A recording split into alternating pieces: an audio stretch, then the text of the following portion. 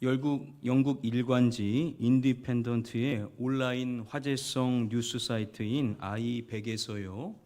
2015년도에 역사상 최악의 실수 100선을 소개해 준 적이 있습니다. 그 중에 한 가지를 살펴보고자 하는데요. 이 구글의 창업자였었던 레리 페이지와 세르게이 스브린은 지난 1999년도에 검색 사이트인 인사이트에 자신의 검색 엔진을 약 100만 달러, 당시 10억 8천만 원에 사라고 제안을 했었습니다.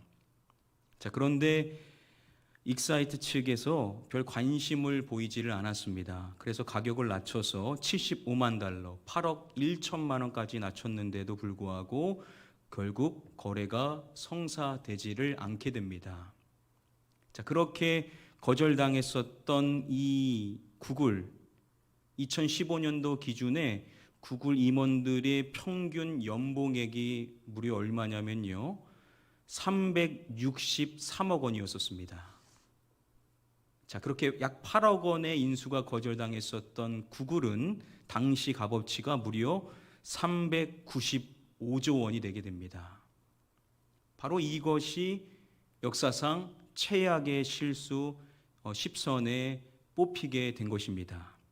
그래서 자연스럽게 사람들의 관심이 어디에 쏠리게 됐냐면, 어떻게 이 8억 원의 구글 인수를 거절했었던 이 기회를 걷어차버린 사람이 누구인가에 대하여서 사람들의 관심이 쏠리게 되었었습니다. 당시 이 사이트인 익사이트의 이 CEO였었던 조지 벨이라는 사람이 그 주인공인데요. 이 조지 벨이라는 사람을 이야기할 때마다 이 엄청난 기회를 걷어차버린 사람으로 화자되고 있습니다. 너무나도 귀중한 기회를 잃어버리게 되었다라는 거죠. 우리가 기회를 이야기할 때 절호의 기회라고 이야기하지 않습니까? 이 절호라는 이 단어는 무엇을 하기에 기회나 시기 따위가 더할 수 없이 좋음을 이야기할 때 쓰이는 단어입니다.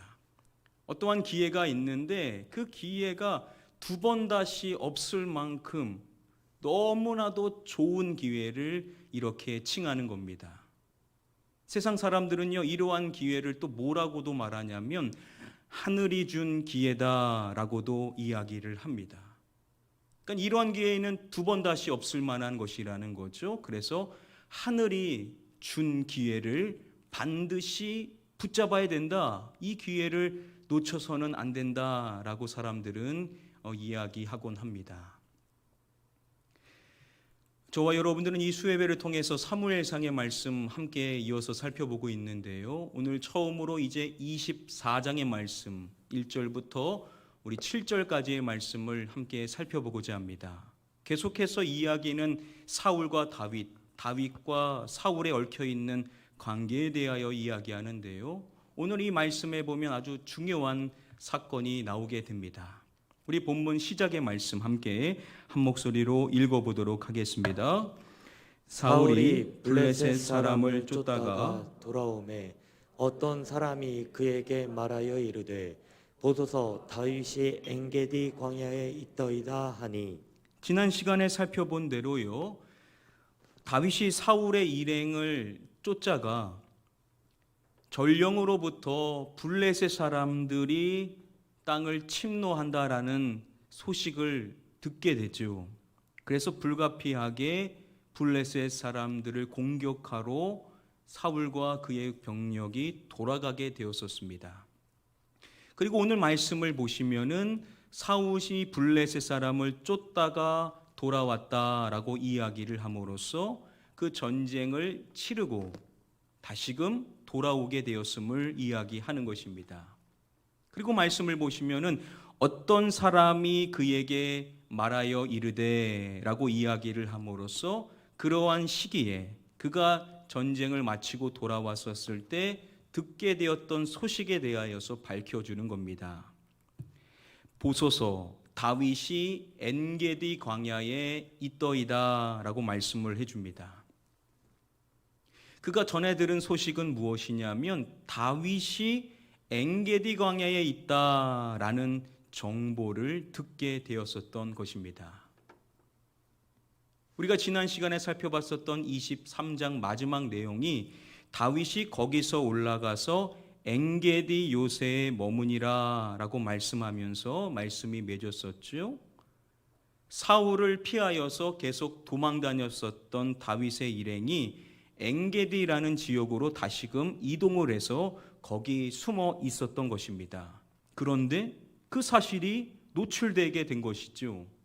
이것은 그 인근 지역인 십광야 사람들이 다윗을 사울에게 넘기기로 약속을 하지 않았었습니까? 그래서 마찬가지로 이들의 정보로 인하여서 다윗의 위치가 노출되어진 것이다라고 추정해 볼 수가 있습니다.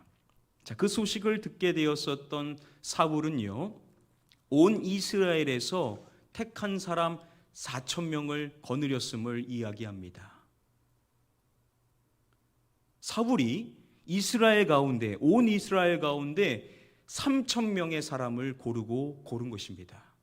그래서 다윗과 그의 사람들을 찾으러 가게 되는 것이죠. 그들이 간 지역을 이야기할 때 이렇게 말합니다.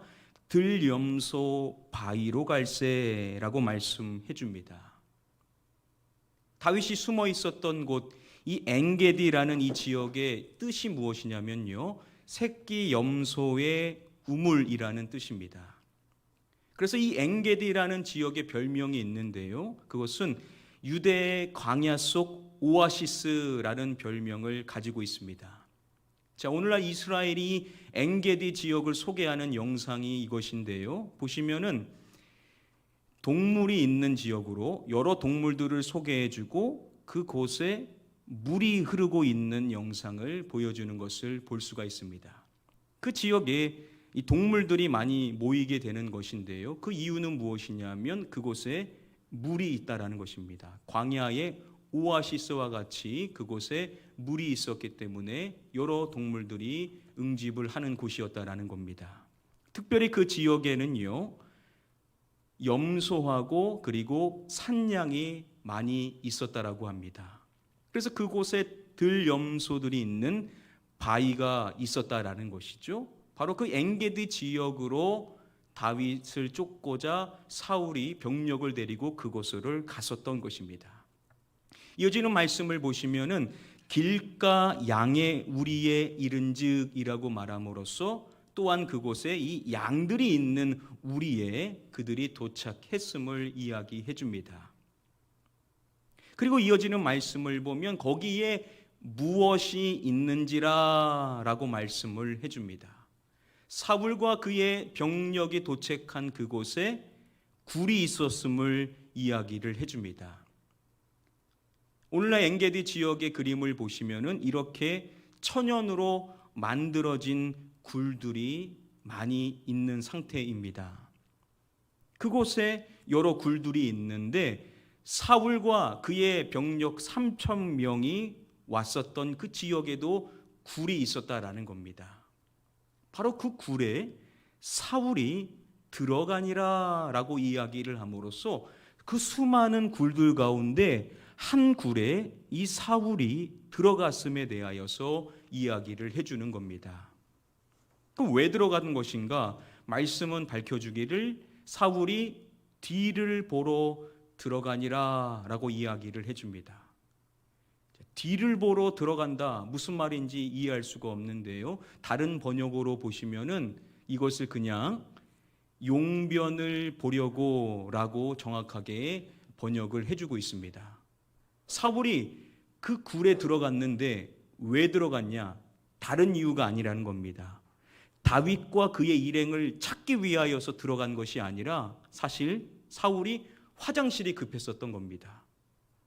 다윗을 빨리 잡고자 하는 마음으로 급하게 왔다 보니까는 화장실이 급해서 여러 굴 가운데 한 굴에 들어갔다라는 겁니다.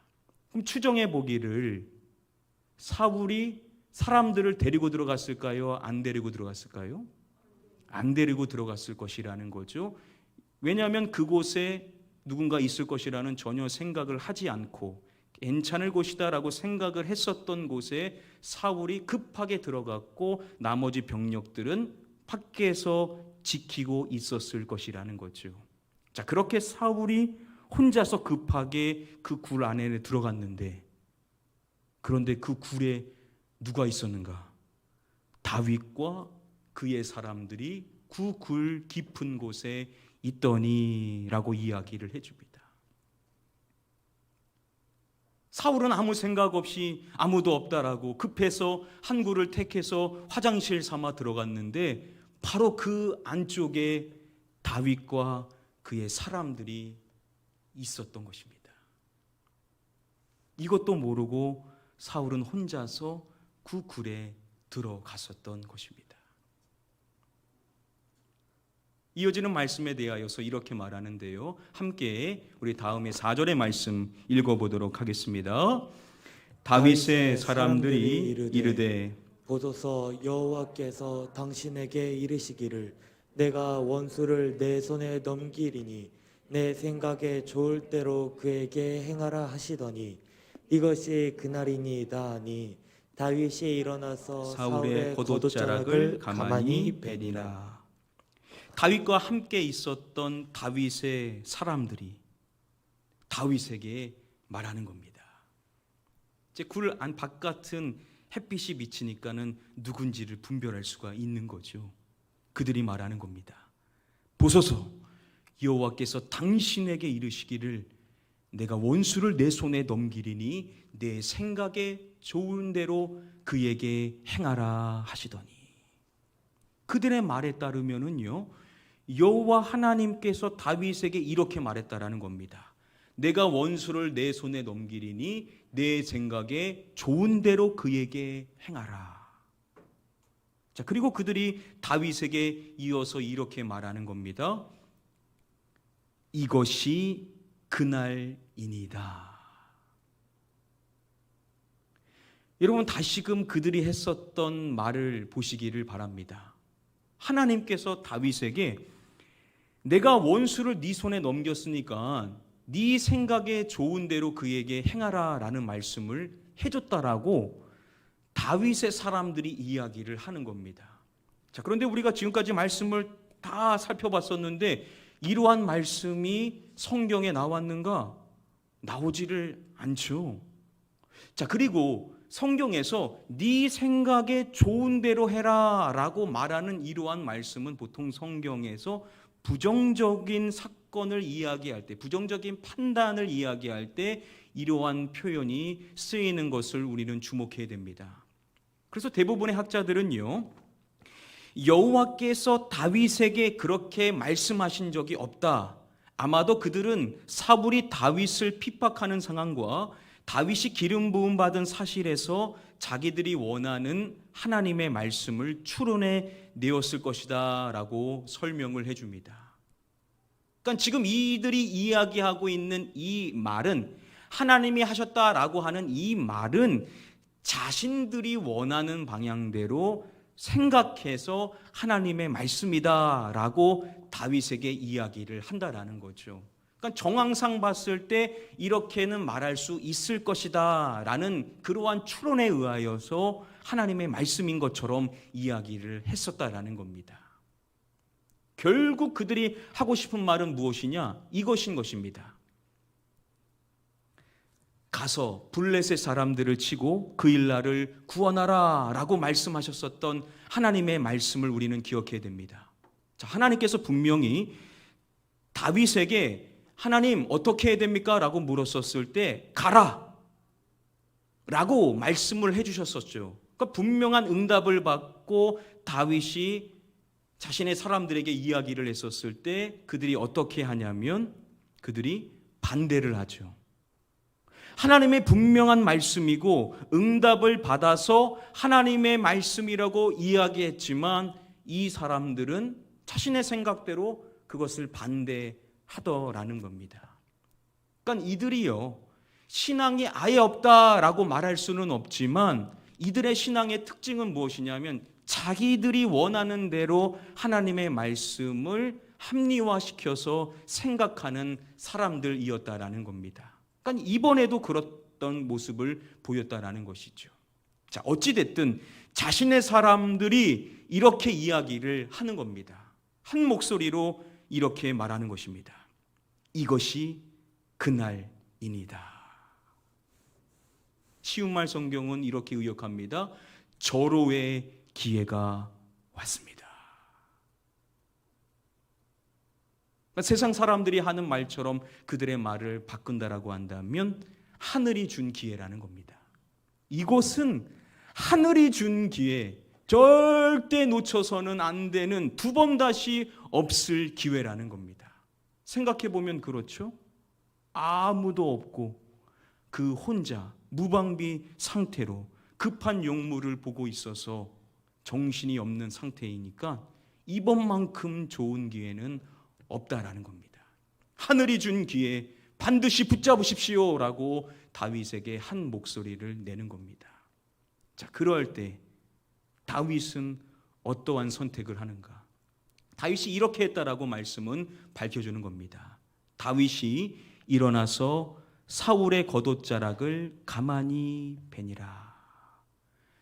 다윗은요 어떻게 하냐면 사울의 겉옷, 그 겉옷에서 한 자락을 베었다라고 말씀은 이야기를 하는 겁니다. 자, 그들의 생각은 이거는 절호의 기회죠. 두 번 다시 없을 하늘이 준 기회인데 다윗은 그 기회를 살리지를 않는 겁니다.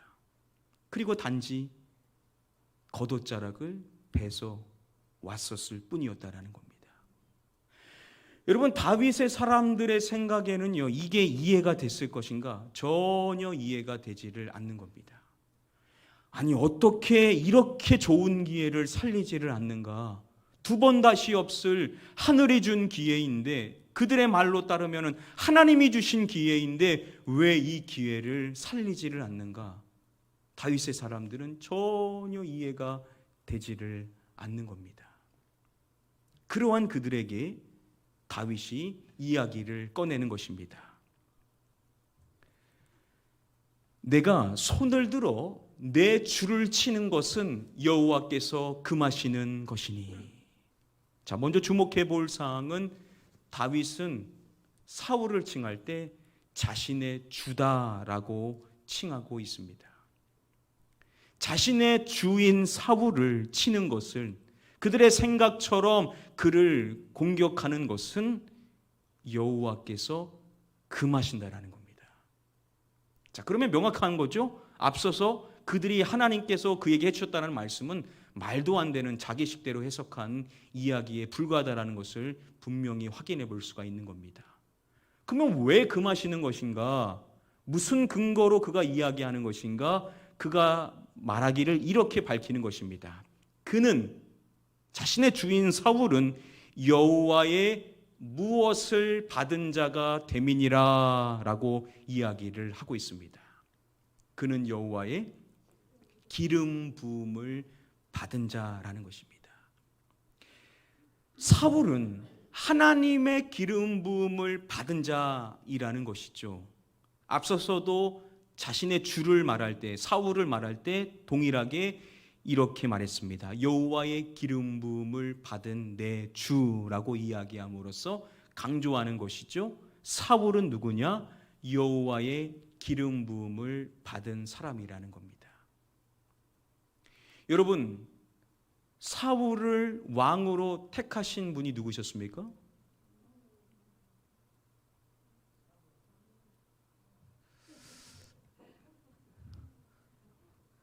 사무엘이 자기가 원하는 사람 택했던 것입니까? 아니죠. 하나님께서 사무엘에게 명하셔가지고 사울에게 기름을 부으라고 하셨습니다. 그러니까 여호와의 기름 부음을 받았다라는 것은 뭐냐면 누가 택했다라는 겁니까? 하나님께서 택하셨다라는 겁니다. 현재 그의 상태가 어떠하든지 간에 이 사람은 하나님께서 택하셔서 기름 부음 받은, 하나님이 택하신 사람이기 때문에 그를 공격하는 것은 자신에게 허락되지 않은 금지된 일이다라고 그는 이야기를 하는 것입니다. 바로 그의 기준은 무엇이냐면 상황이 아닌 거죠. 옆 사람들이 하는 이야기가 아닌 겁니다. 다른 사람들의 같이 상황이 기회면 지금 보여지는 모습이 자신의 기준이면은 이런 생각을 하지 않을 텐데, 다윗은 하나님께서 기름 부으신, 하나님이 택하신 사람이다라는 분명한 신학을 가지고 이와 같은 해석을 하고 있는 겁니다. 그리고 말씀 마지막을 보면 이렇게 이야기를 하는 것입니다. 우리 함께 말씀 읽어서 읽어보도록 하겠습니다.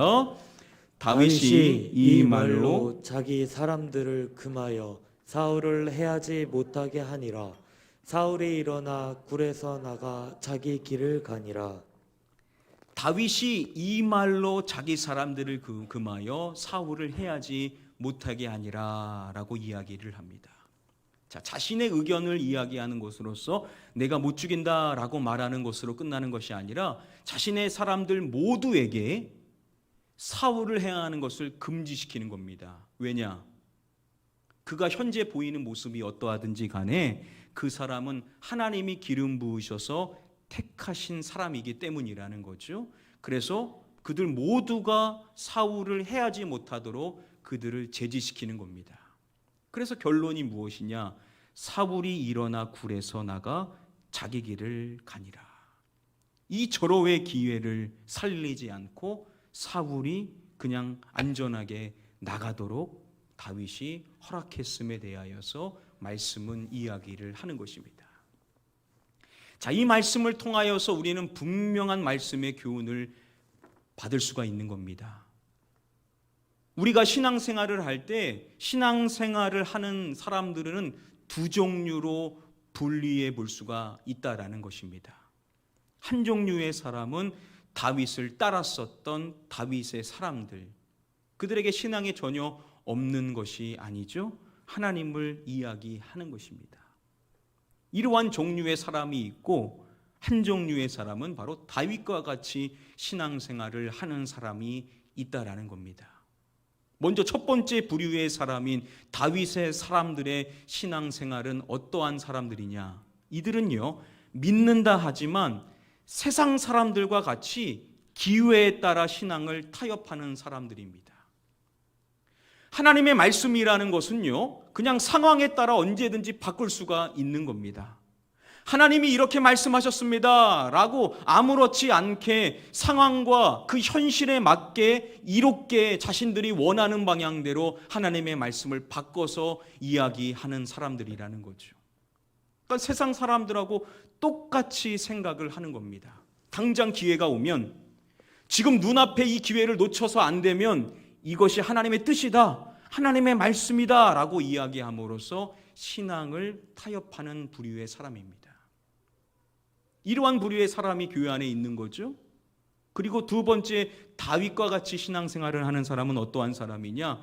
아무리 좋은 기회라고 해도 신앙의 기준에 따라 타협 없이 바른 선택을 하는 사람이 있다라는 겁니다. 그러니까 세상적으로 보면요, 이걸 놓치는 것은 너무나도 미련한 겁니다. 그러니까 모든 사람에게 물어봐도 다 그 선택을 하는 것입니다. 그런데 신앙의 기준을 타협하지 않는 사람이 있다라는 겁니다. 그러니까 같이 신앙생활을 해도 미련해 보이죠. 뭐 저렇게 신앙생활을 하냐? 융통성이라고는 하나도 없어 라고 생각되어지는 부류의 사람이 있더라는 겁니다. 자, 그런데 그러한 사람들은 신앙의 기준을 버리지 않고 상황 따라, 좋은 기회 따라 타협하지 않고 바른 선택을 하는 부류의 사람이 있다라는 겁니다. 오늘 말씀은 우리에게 묻는 겁니다. 교회 안에 이러한 두 종류의 사람이 있는데 우리는 첫 번째 부류의 사람인가, 아니면 두 번째 부류의 사람인가, 우리에게 묻는 것입니다. 개인적으로 이 말씀을 묵상하면서 앞으로 교회는 첫 번째 부류의 사람들이 계속해서 많아질 수밖에 없다라는 안타까운 생각을 하게 됩니다. 왜냐하면 상황이 너무 어려운 겁니다. 세상 사람들 모두가 다 하나같이 그 이야기를 합니다. 아니 꼭 그렇게 해야 돼? 아니 꼭 그것만이 방법이야? 교회라는 것은 정말로 융통성이라고는 하나도 없어. 그러면 그러는 거죠. 그렇지. 꼭 그렇게 해야 돼? 아니 이 방법도 있는데 이 방법으로 하면 되지. 꼭 그렇게 해야 돼? 다수의 사람들이 세상이 말하는 대로 이야기합니다. 세상이 말하는 것이 하나님의 뜻이다라고 말하면서 사람들이 듣기 좋은 말을 함으로써 바른 선택을 하지 못하게 하는 겁니다. 이러한 사람들이 이제 다수일 것이라는 거죠. 예수님도 그렇게 말씀하지 않으십니까? 대부분의 사람들이 넓은 길, 가기 편한 길을 선택할 것이다라고 말씀하지 않으셨습니까? 그 말은 안 믿는 사람들을 대상으로 말씀하시는 것이 결코 아닙니다. 저와 여러분들은 어떠한 신앙생활을 하시겠습니까? 첫 번째 부류의 신앙생활을 하시겠습니까? 아니면 두 번째 부류의 신앙생활을 하시겠습니까? 바로 웃기는 우리 가나안교회 모든 성도님들은 다윗과 같이 신앙의 타협 없이 신앙의 기준을 따라서 바른 선택을 끝까지 하실 수 있는 하나님이 인정하시는 진정한 신앙인이 되시기를 주님의 이름으로 간절히 축복하며 축원드립니다. 이제 말씀을 맺도록 하겠습니다. 다윗이 어떻게 그럴 수 있었는가? 오늘 본문의 말씀에서 그 한 가지 중요한 사항을 추론해 볼 수가 있습니다. 그가 사울 왕의 그 걷자락을 가만히 베어서 왔었죠. 그리고 그를 조용히 보내준 것입니다. 자, 그런데 이어지는 말씀을 보시면 그리한 후에, 즉 그의 겉옷을 벤 후에 다윗에 대하여서 이렇게 말씀해 줍니다. 사울의 옷자락 뱀으로 말미암아 다윗의 마음이 어떠했다라고 말씀을 해줍니다. 다윗의 마음이 찔려라고 말씀해 줍니다. 그가 사울의 옷자락을 벤 것으로 인하여서 다윗의 마음이 찔렸다라는 겁니다. 그러니까 마음이 찔렸다라는 것은 세번역 성경으로 보면 양심의 가책을 받게 되었다라는 의미입니다.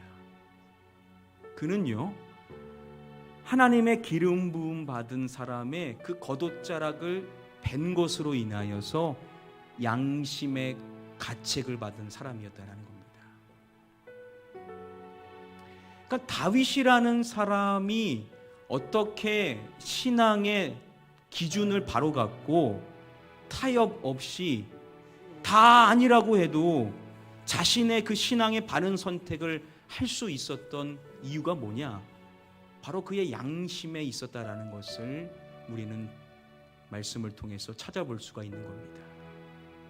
자, 우리는 믿음이 중요하다라고 말하죠. 믿음이 단 것처럼 이야기하지만 바울은 꼭 그렇게만 이야기하지를 않습니다. 우리 다음에 디모데전서의 말씀을 우리 함께 읽어보도록 하겠습니다. 디모데전서 1장 19절 말씀입니다. 믿음과 착한 양심을 가지라. 어떤 이들은 이 양심을 버렸고 그 믿음에 관하여는 파선하였느니라. 자, 믿음만 가지라라고 말하지를 않습니다. 믿음과 착한 무엇을 가지라라고 말하죠? 착한 양심을 가지라라고 말합니다. 믿음주의적인 사람들은요, 믿음만 있으면 된다. 물론 틀린 말 아니죠. 믿음이라는 것이 바른 믿음이라면 분명히 그 말은 맞는 말입니다. 그러나 우리가 믿음을 얼마나 곡해하는지 모릅니다. 믿음 좋다라고 말하지만 양심적이지 못한 사람들을 종종 볼 수가 있죠. 그래서 다윗이 그러한 신앙의 모델로서 우리에게도 이야기를 하는 겁니다. 그냥 믿음이 있어서 그런 것이 아니라 그는 아주 사소한 일일지도 모르겠지만 그러한 일에 인하여서 양심의 가책을 받는 착한 양심을 가지고 있었던 사람이라는 겁니다. 그래서 바울은 믿음 그리고 착한 양심을 가져야 된다는 겁니다. 그리고 이어서 말하기를 어떤 이들은 이 양심을 버렸고 그 믿음에 관하여서 파선하였느니라 라고 이야기를 함으로써 양심을 저버렸었을 때 결국 믿음에서 벗어나게 되었다라고 이야기를 하는 겁니다. 믿음이 없다 아니라는 겁니다. 믿음이 있는데 그 양심을 저버림으로 인하여서 믿음에서 벗어나는 사람들이 그 당시에도 있었다라는 겁니다. 그러니까 우리가 신앙의 타협 없이, 그러니까 세상이 말하는 대세를 따르지 않고 신앙의 기준을 버리지 않고 바른 선택을 하려면은 이 양심이 바른 착한 양심을 유지해 나갈 수가 있어야 된다는 겁니다. 그러면 목사님, 어떻게 우리가 착한 양심을 가질 수 있습니까? 무슨 훈련을 해야 됩니까? 우리가 이 부분과 관련하여서 아주 분명한 다음의 말씀을 기억해야 됩니다. 히브리서 다음의 말씀에 보시면은 하물며 영원하신 성령으로 말미암아 흠없는 자기를 하나님께 드린 그리스도의 피가 어찌 너희 양심을 죽은 행실에서 깨끗하게 하고 살아계신 하나님을 섬기게 하지 못하겠느냐. 우리의 신앙생활에 있어서 너무나도 중요한 말씀이죠. 그리스도의 무엇이요? 그리스도의 피가. 그리스도의 피가요, 저와 여러분들의 양심을 깨끗하게 해준다라는 겁니다. 그러니까 우리가 어떠한 고행을 해가지고 착한 양심을 갖는다라기보단 저와 여러분들이 예수 그리스도를 믿었었을 때, 성령님을 통하여서 예수 그리스도의 그 보혈의 은혜가 임하게 되었었을 때 우리가 선한 양심을 갖게 되지 않았었습니까? 그래서 우리가 회개하지 않았습니까? 그래서 아주 작은 죄도, 아주 작은 실수도 용납하지 않고 기쁨으로 하나님 앞에 회개할 수 있었던 것처럼 여전히 유효한 것이 뭐냐? 그리스도의 보혈은 저와 여러분들의 양심을 깨끗게 하여 줌으로써 죽은 행실에서 우리가 벗어나 하나님을 참되게 섬길 수 있다라고 말씀해 주시는 줄 믿습니다. 그래서 우리가 주님의 보혈을 의지해야만 하는 것이죠. 주님의 보혈을 우리는 의지하여서 주님의 보혈의 능력이 나에게 임함으로 인하여 주여 저의 이 양심을 깨끗하게 하여 주셔서 착한 양심을 갖게 하여 주시옵소서. 그래서 아주 작은 문제에도 타협하지 않고 하나님 앞에 회개함으로써 이 세상이 말하는 기준 따라 신앙생활하는 것이 아니라 하나님이 주시는 말씀의 기준을 따라 타협 없이 바른 선택을 하는 자가 되게 하여 주시옵소서라고 우리는 간구하며 나아가야만 될 줄 믿습니다. 사랑하는 성도님들 모두가 이 보혈의 은혜를 의지하여서 이 보혈의 은혜가 주는 선한 양심의 은혜를 누리게 되셔서 이 혼탁해지는 이 세상 속에서, 신앙이 다 타협되어지고 있는 이 세상 속에서 타협하지 마시고 주님의 말씀을 굳게 지켜서 끝까지 바른 선택을 하실 수 있는 주님의 참된 제자들이 다 되게 되시기를 주님의 이름으로 간절히 축복하며 축원드립니다. 우리 시간에 같이 기도하겠습니다. 하나님, 그렇습니다. 아버지, 우리도 흔들리기가 쉽습니다. 그러나 우리 주님께서 주님의 보혈의 은혜를 우리에게 허락하실 때 우리의 양심이 다시금 깨끗해져서 갈등하지 않고 흔들리지 않고 신앙의 기준을 따라 바른 선택을 할 수 있게 될 줄 믿습니다. 주여, 믿음과 착한 양심을 가지라고 말씀해 주셨사오나니 주님의 보혈의 은혜로 말미암아 우리의 심령을 깨끗하게 해주셔서 선한 양심을 갖고 주님을 참되게 섬길 수 있는 자 되게 하여 주시옵소서. 우리 함께 사모하는 마음으로 합심하여 기도하도록 하겠습니다. 기도합니다.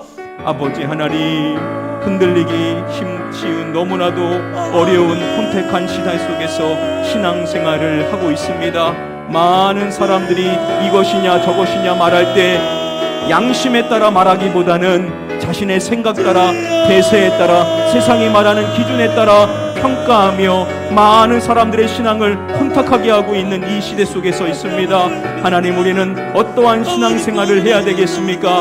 하나님, 무엇이 참되게 하나님을 섬기는 것입니까? 말씀의 기준을 버리지 않아야만 될 줄 믿습니다. 생각 따라, 기준 따라, 세상이 말하는 기회에 따라 우리가 하나님의 말씀을 가감하고 내 생각대로 평가하는 것이 아니라 주님이 말씀해 주신 분명한 신앙을 따라 살아가기를 원합니다.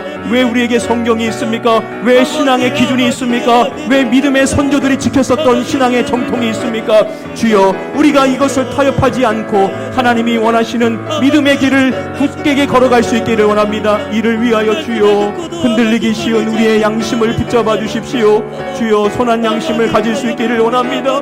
작은 죄에도 민감할 수 있는 선한 양심을 우리에게 허락하여 주시옵소서. 이것은 오직 예수 그리스도의 보혈의 은혜만이 허락하여 줄 수 있는 줄 믿사오나니 주여, 주님의 보혈의 은혜를 의지합니다. 주여, 우리를 정결케 하여 주시옵소서. 주여, 우리의 심령을 깨끗하게 해 주시옵소서. 다윗이 정결한 심령을 가졌었기 때문에, 착한 양심을 가졌었기 때문에 그의 사람들처럼 타협하지 않았습니다. 하나님의 말씀의 기준을 버리지 않았었습니다. 주여, 작은 것에도 양심의 가책을 받을 수가 있었습니다. 주여, 우리의 마음을 깨끗하게 하여 주시옵소서. 성령님께서 우리에게 역사하여 주실 때 예수 그리스도의 보혈의 은혜가 임하게 될 줄 믿습니다. 주여, 우리가 죄악에 민감할 수 있었던 것은 주님의 보혈의 은혜가 있었기 때문이죠. 그 보혈의 은혜가 있었기 때문에 우리는 기쁨으로 회개할 수가 있었습니다. 주님의 보혈의 은혜가 있었을 때 우리는 은혜를 알았습니다. 우리가 죽을 수밖에 없는 죄인이었음을, 나의 모든 가치관이 세상의 가치관이었음을 알게 되었었습니다. 그래서 우리가 죄악에서 돌이켰습니다. 슈브, 돌이켜서 하나님의 말씀을 향해 걸어갈 수 있었습니다. 주여, 우리가 지금도 하나님의 양심의 가책을 받음으로 말미암아 깨끗한 심령이 되어서 선한 양심을 가져서 이 세상 사람들과 똑같이 생각하며 기회를 잡기 위하여서 타협하며 내가 원하고 편한 대로 신앙생활하는 것이 아니라 하나님의 말씀의 기준을 따라 신앙생활할 수 있기를 원합니다. 우리의 심령을 정결하게 하여 주시옵소서. 깨끗한 양심을 허락하여 주시옵소서. 착한 양심을 가질 수 있도록 주님의 보혈의 은혜를 덧입혀 주시옵소서. 우리 가나안 교회, 우리 모든 성도님들 모두가 예수 그리스도의 보혈의 은혜로 말미암아 깨끗한 심령이 되게 하여 주셔서 하나님을 참되게 섬길 수 있게 되기를 원합니다. 주여, 이 혼택한 시대 속에서 믿음 흔들리지 아니하도록, 양심이 아버지 하나님이여 화인 맞은 자와 같이 살지 아니하도록 주여, 깨끗한 양심을 회복하여 주셔서 이 험한 세상 속에서 믿음 흔들리지 않고 양심의 아버지 하나님에 썩어지지 아니하고 깨끗한 양심을 유지해 나가며 바른 선택, 믿음의 선택, 주님이 원하시는 좁은 길을 따라 주님 걸어갈 수 있는 자가 될 수 있도록 인도하여 주시옵소서. 감사합니다, 주님.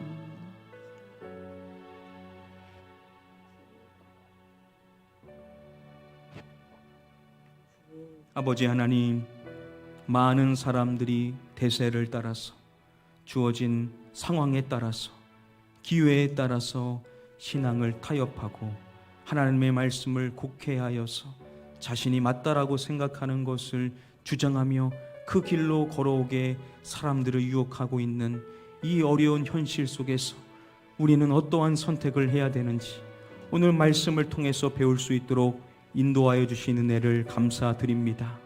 다윗이 자신의 사람들로부터는 이해되지 못했지만 바른 가르침을 그들에게 가르쳐 줄 수 있었던 것처럼 우리도 바른 선택을 함으로 말미암아 이 시대 가운데 하나님의 말씀에 입각한 바른 신앙생활을 유지해 나가고 그 신앙생활을 보여줄 수 있는 우리 모든 성도님들이 다 되게 하여 주시옵소서.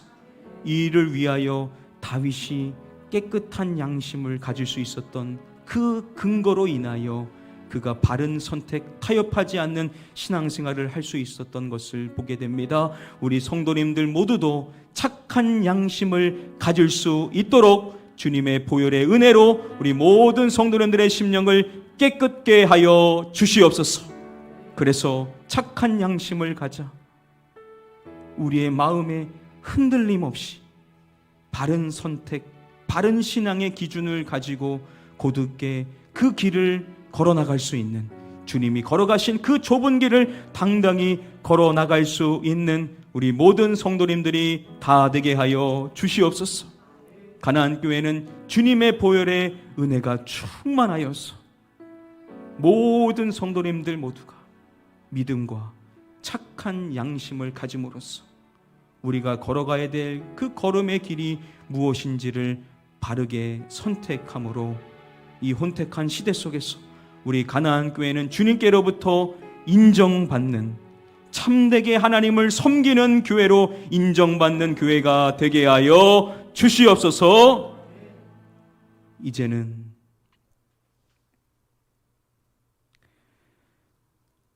우리 주 예수 그리스도의 은혜와